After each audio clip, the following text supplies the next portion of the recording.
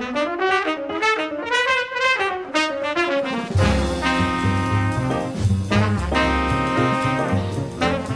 I'm Kristen. This is Juice 101, and we're going to talk a little bit about organic wine today. So, while I sip this, I just want to give you a sense of the dizzying array of organic options that are out there and get you curious to try other things and maybe a little less rigid in terms of what the bottle says or exactly how something is made when it's in this realm. So the reason why we might want an organic, natural, biodynamic wine, these wines are by and large a little more sustainably made in a lot of ways that are ecologically sensitive, socially sensitive, and respect the earth from which the grapes came.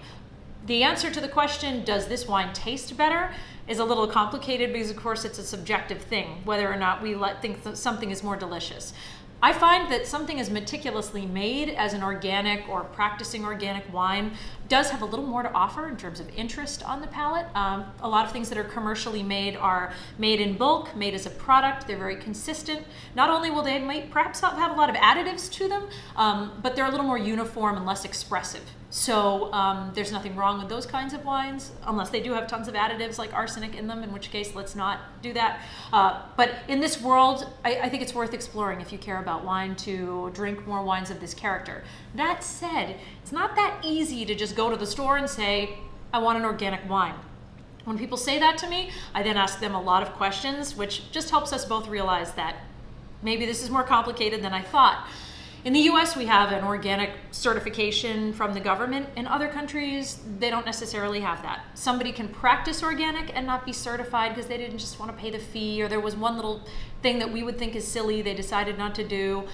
Their grapes may be organic, but the vineyard practices and the winemaking practices, rather, will not be. So you can have a wine made from organic grapes or an organic wine, both. One or the other may be important to you, maybe not. The next level, past organic or more encompassing, is sustainability. So usually that involves organic practices, but also keeps in mind social responsibility, wastefulness, things that affect more than just the vineyard where something's made. For example, New Zealand, they're very aware in New Zealand that it's a small planet, but even more, it's a small island. So virtually any wine you have from there is probably sustainably made, just because they're very conscious of the land on which they live. So it may not trumpet it on the label, but that's what you're getting. South Africa is also really pioneering in that regard, and they have their own certifying organization for sustainability. I personally think it's really important that we think about people and hiring practices and labor specifications when we're drinking a wine. I don't just want to drink a wine where maybe the land has been respected, but also the people that are making the wine and harvesting the grapes are respected too.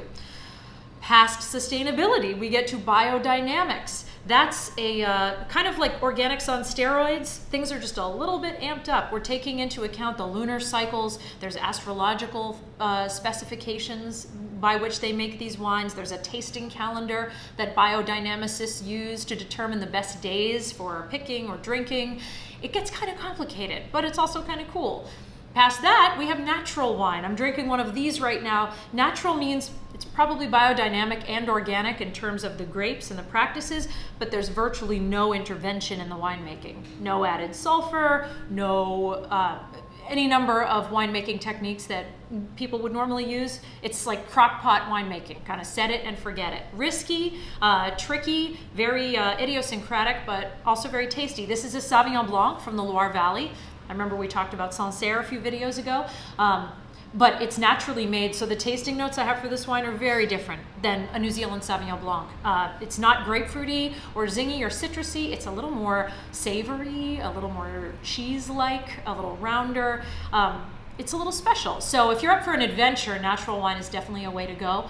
And that could appeal to you or not. So keep in mind, there are all these things I'm going to list some things that are really helpful in terms of getting to know certifying organizations, but know that some of the best producers in Burgundy are biodynamic, and the label doesn't say it at all. Some great organic producers, even in the US, don't trumpet it on the label. So trust your sommelier, trust the store that you're going to. If you're watching this in New York City, as a lot of you are, Chamber Street and Astor Wines have really tremendous selections of organic and natural and biodynamic wines, and they're worth checking out. Just like, I was thinking about this in terms of music, and there are some really produced musicians that I really like. For instance, Steely Dan is a favorite of mine. You can't get more produced than this stuff in terms of the sounds that they're using and the way in which everything is very thoughtfully and calculatingly made, but it's very tuneful and some of my favorite music.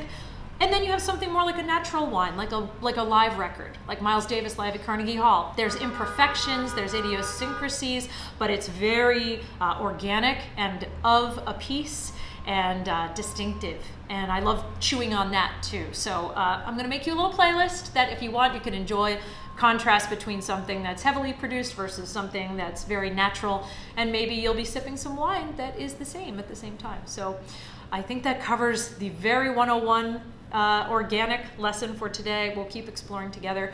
Make sure to subscribe and we'll learn more. Cheers.